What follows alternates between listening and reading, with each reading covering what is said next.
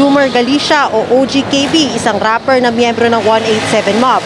Base sa report, kasama ni Galicia si Benson Malubay, ang rapper na kilala rin sa tawag na Abadon, nang biglang sumulpot ang tatlong suspect na nakaputing t-shirt at maong pants. Agad pinutukan ng isa sa mga suspect na nakabonet si Galicia at saka tumakas sakay ng puting van.